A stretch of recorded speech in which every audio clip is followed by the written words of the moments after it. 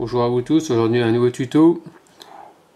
Je viens de recevoir ma fontaine d'atelier, donc on va déballer et la monter. Allez, c'est parti.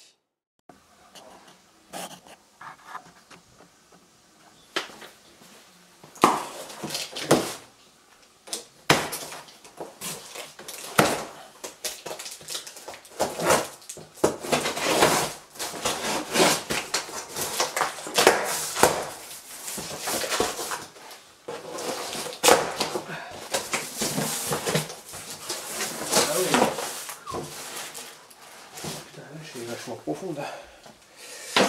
Ah oui, ça rigole pas, c'est du gros, c'est super large. Je voyais ça beaucoup plus fin.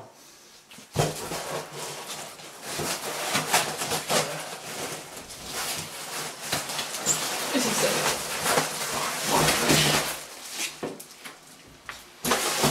C'est super lourd.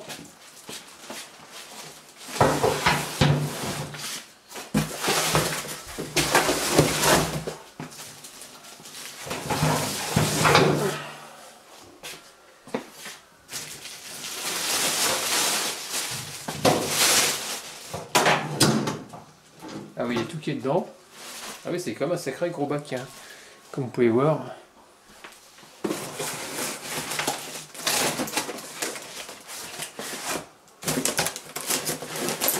ça, je suppose que c'est le moteur électrique avec la pompe, ou le filtre, je ne sais pas. On va voir ça ensemble. Il y a des raccords. Donc il y a peut-être un peu de montage à faire dessus.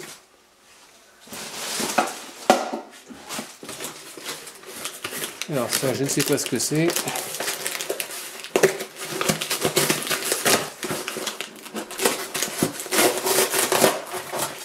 Ah si, c'est un petit bac. Le petit bac qui va dedans. Donc hop, à déballer. Donc ça, c'est l'étagère. Je suppose du meuble qui va plus bas. Ensuite, on a les pieds. Donc, logiquement, on a 4 pieds. On a des roulettes. J'ai pris avec des roulettes pour que ce soit beaucoup plus pratique.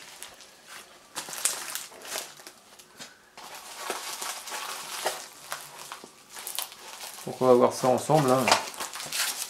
Ça, c'est un gros bac. Ça fait un moment que ça me trottait d'acheter ça. Pourquoi? Parce que quand je travaillais en motoculture, c'est vrai que ça m'avait servi. On avait une grosse fontaine et c'est vrai que c'était quand même pratique. Ça fait pas mal de choses. Donc il en existe des beaucoup plus petites. Donc pour faire des petites pièces. Donc je me suis dit qu'autant en prendre une grosse, comme ça au moins. Je peux faire des petites, des grosses, et puis je ne serai pas limité dans la taille. J'ai acheté le produit. Alors ça par contre ça coûte une blinde le produit. Ça coûte super cher. Mais bon, on va voir ça ensemble tout à l'heure.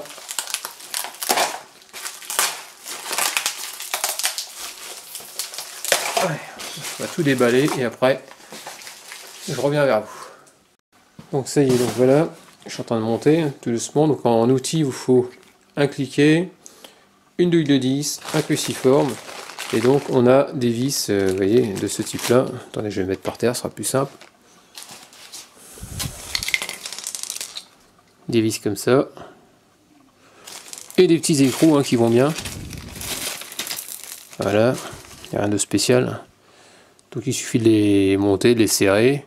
En dessous, on peut s'apercevoir qu'il y a un bouchon de vidange. Donc j'ai dû redresser une patte parce que dans le colis, apparemment, la patte était un petit peu tordue. Les soudures, je trouve ça vraiment moyen, ce qu'ils ont fait en soudure. Ça reste quand même très très fin au niveau des tôles. Donc si on met pas ça, à mon avis, ça doit voler. Donc c'est pas grave, on va essayer de resserrer. Hein. Je m'attendais à quelque chose de beaucoup plus robuste. Mais bon, c'est comme ça, elle est là, tant pis. Hein. Je ne peux plus revenir en arrière. Je m'attendais à quelque chose de quand même de beaucoup plus solide. Plus épais, plus lourd, je sais pas, j'en sais rien. Donc voilà. Donc c'est parti, on va continuer à mettre les vis et à tout serrer avant de la mettre debout. il suffit de serrer, hein, tout simplement. Bon, on essaye de serrer.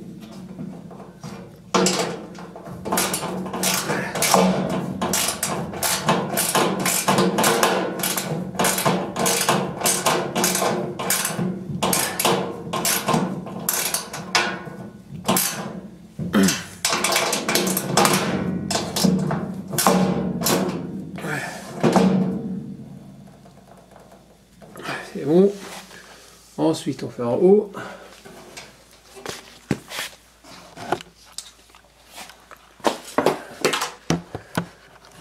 Bon, c'est facile à monter, hein, franchement, il n'y a rien de sorcier. Hein. Vous mettez des vis de chaque côté. Hein. Même pas la peine de regarder la notice.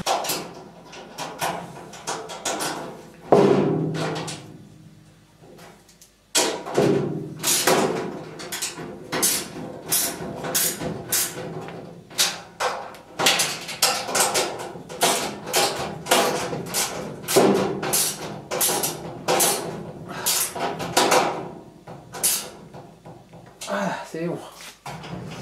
Donc on remarque une fois que c'est serré, hein, les pieds, on voit qu'il y a quand même de la stabilité. Quand on voit qu'il y a cette partie-là qui se met, c'est mieux. Ça même au départ, quand on monte, c'est vrai qu'on se dit, oh là, est-ce que quand je vais mettre le liquide, elle va pas s'écrouler? C'était la question que je me suis posée. Alors, apparemment, ça a l'air d'être bien stable après. Donc là, maintenant, j'ai bien serré. En gros, comme vous avez pu voir, hein, vous avez une vis là, une vis de chaque côté du L du pied. Donc ça fait 4, 8, ça fait 16 vis au total sous la fontaine. Et après, autour des étagères, hein, vous en avez 2 à chaque fois. Hein. 1, 2, et pareil. Et après, donc, je vais retourner parce que je n'ai pas accès au pied en dessous, quoi, tout simplement. Donc on serre tout ça et puis après on la met debout. Donc ça y est les amis, regardez où elle se trouve. Pile poil dans le trou, j'avais mesuré l'autre fois. Moi je vais regarder sur les sites les dimensions. Et elle passe pile poil juste en dessous. Donc déjà c'est une bonne chose. De toute façon quand je vais l'utiliser je serai obligé de la reculer. Pourquoi? Pour pouvoir l'ouvrir déjà d'une. Et de deux pour pouvoir la brancher parce que j'ai pas de prise à côté. Donc voilà. Donc voilà pour ça pour l'instant. Donc là c'est pas fini. Hein. On va installer la pompe, on va tout mettre à poste. J'ai pris sur roulette parce que je savais très bien qu'il fallait que je la déplace. Voilà. Tout simplement, voilà. On ouvre, tranquille.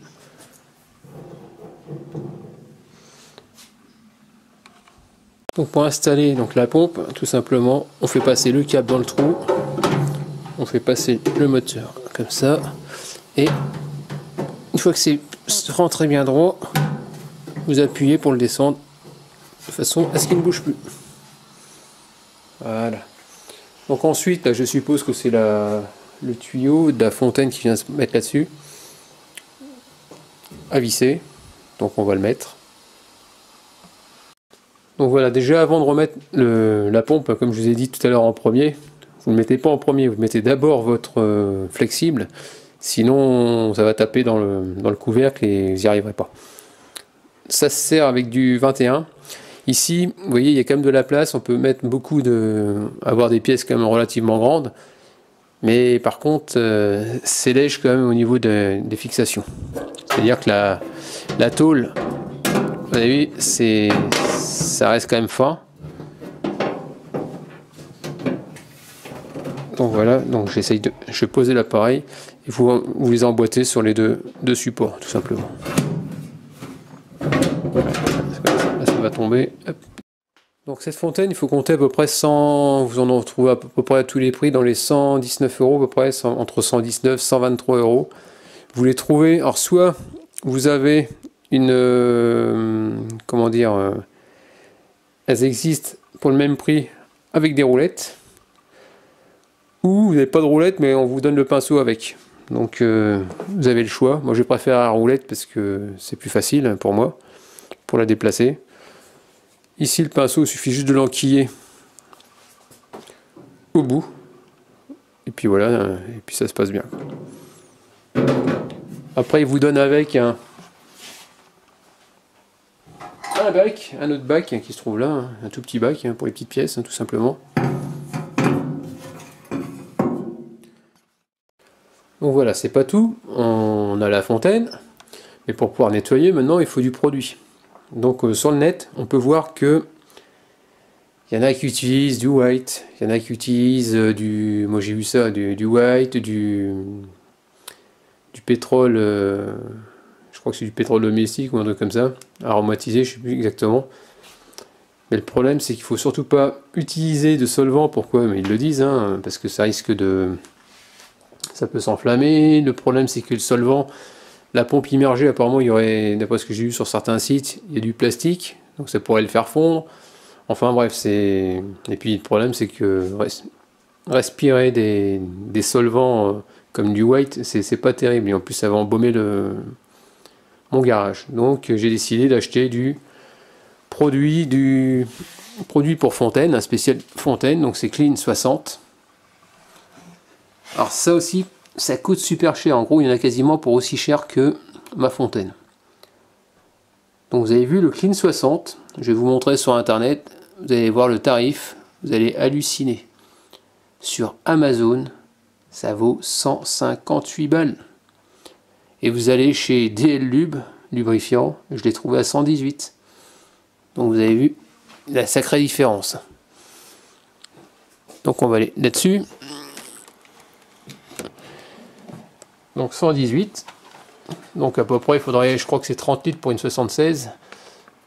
Donc si je regarde ici, avec la flèche, on peut voir, on peut choisir, soit en 5 litres, regardez 5 litres, c'est 22,50.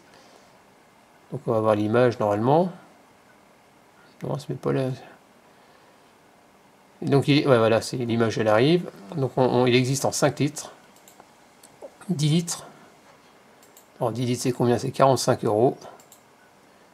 25, 99,50. Vous avez vu, il n'y a pas grand chose, hein.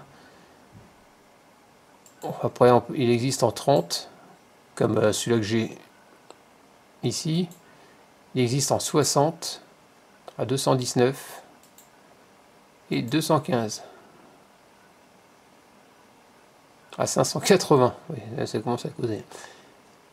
Donc voilà pour le lubrifiant, le nettoyant fontaine. Donc moi je suis parti sur 30 litres. Donc je vais le mettre carrément dans la fontaine par elle-même. Comme ça je vais faire un essai, voir si ça fonctionne bien. Parce que sinon je vais être obligé de faire marcher la garantie, hein, tout simplement. Donc c'est parti, on va mettre le produit dans la fontaine.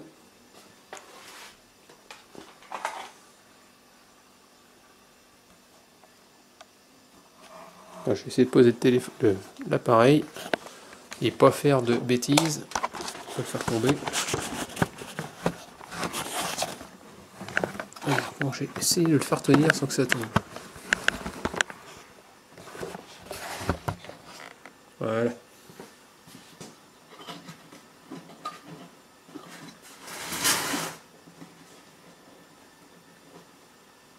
Ah bah d'accord, ils ont mis un truc en métal à faire sauter. Ouais, je reviens. Donc pour pouvoir ouvrir, ouais, c'est un cache en métal, hein. Vous mettez un tournevis dedans, vous faites levier et ça saute. Voilà. Faites gaffe de ne pas vous couper parce que c'est tranchant. Ensuite, comme vous pouvez voir dessus, hein, c'est assez galère. Je me suis dit comment je vais ouvrir ça. Et finalement c'est très simple. Vous prenez une pince multiprise. Voilà. Vous mettez ça là-dedans. Voilà, je viens de l'ouvrir à la main déjà. Voilà, vous avez vu? Ça se défait super bien. Et au centre, c'est pareil, hein, il se défait aussi, hein, au centre du bouchon. Alors ça sent... Attendez, je suis en train de sentir.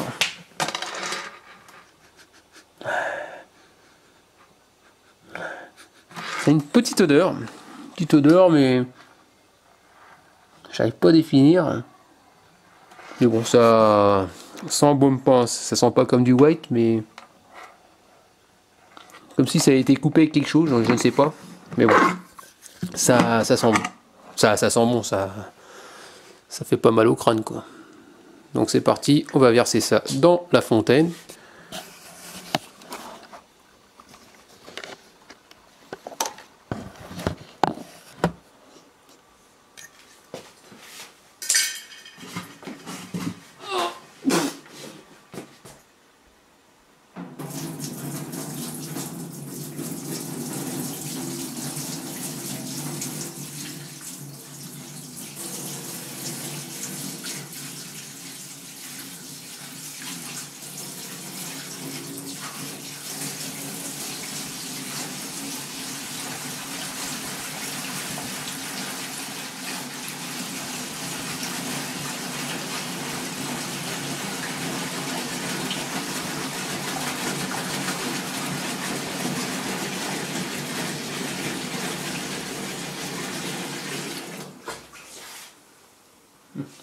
Je vérifie que ça ne coule pas par terre, parce qu'à 118 balles le bidon.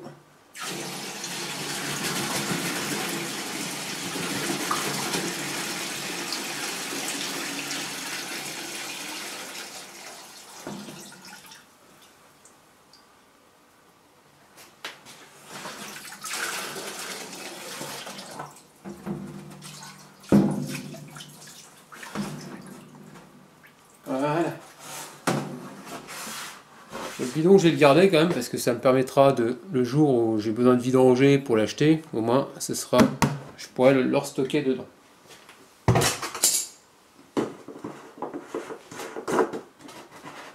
Voilà, c'est fait. Ensuite, ce qu'on peut constater, c'est qu'en gros, il faut que votre pompe elle soit immergée, hein, tout simplement. Vous avez vu, donc je pense qu'il faudrait peut-être que... Bon, elle sera immergée, mais ça aurait été bien que j'en remette un peu plus. Donc j'en remettrai la prochaine fois. Donc ça reste assez clair quand même. Bon, je vais brancher une prise électrique et puis on va voir comment ça fonctionne. Tout simplement, savoir si ça fait du bruit, pas de bruit, j'en sais rien. Bon bah les amis, j'ai un souci. Alors mon problème c'est que ça ne marche pas. Donc elle est allumée. Et je suis en train de me demander est-ce qu'il y a assez de niveaux. Donc je vais les appeler demain. Savoir si tout doit être bien immergé jusqu'en haut. Savoir vraiment le niveau minimum qu'il faut. Parce que ça se trouve il y a peut-être un flotteur ou je ne sais pas, un truc qui permet de donner l'autorisation à la pompe de démarrer. Bah franchement là je vais pas pouvoir faire la démonstration tout de suite. Donc je vais les appeler demain, au moins c'est bien que je l'ai monté, comme ça je verrai et puis je verrai ce que je peux faire. Je viens de pencher la fontaine de façon à noyer complètement le truc et ça ne marche pas. Donc j'ai vraiment pas de bol, moi, décidément. J'achète un truc et ça foire tout le temps, c'est fou quoi. Ah là là là là là là. Bon c'est pas grave, il n'est pas mort d'homme, on va les appeler et puis si c'est un problème de pompe. Ils vont rectifier le tir en m'en renvoyant une, c'est tout. Donc ça y est, ma fontaine marche. Il y avait des petits soucis, la pompe ne marchait pas. Donc je suis tombé sur un service après-vente très très réactif. Et donc voilà, j'ai regardé vite fait. On m'a proposé de renvoyer la pompe et puis finalement je ne l'ai pas renvoyée. J'ai voulu la sécher et quand j'ai commencé à regarder, forcément, c'était une connerie. Hein. J'ai juste bougé un petit peu la pompe et puis ça s'est mis à marcher. Donc voilà, le principal c'est que ça fonctionne. Bon, franchement c'est bien, le produit il est nickel. Il sent pas trop fort, le Clean 60. Hein. Il a l'air de bien dégraisser en tout cas. C'est surtout pour ça que j'ai acheté cette fontaine d'atelier. Hein. Parce que quand on bricole, à chaque fois le problème c'est que à nettoyer c'est pénible. Et à vrai dire, je nettoie pas. Je nettoie jamais mes outils, c'est un tort. C'est plus agréable après de reprendre des outils propres, tout simplement. Bon voilà terminé pour ce tuto sur ma fontaine d'atelier. Il n'y a franchement rien à dire. À part que c'est vrai que ça reste relativement fragile quand même. J'aurais préféré avoir des soudures beaucoup plus épaisses, des pieds beaucoup plus rigides. Mais bon, pour faire ça à la maison, personnellement, ça dépanne bien, quoi. C'est pas une fontaine de professionnel, quoi. C'est ça que je veux dire. Mais dans l'ensemble, ça reste correct. Donc voilà ce que je peux vous dire. Bon, en espérant que ce tuto il vous a plu sur cette démonstration. Je vous dis, n'hésitez pas à me laisser des commentaires avec des j'aime ou j'aime pas, comme d'habitude. Pensez à vous abonner, puis je vous dis à très bientôt. Ciao.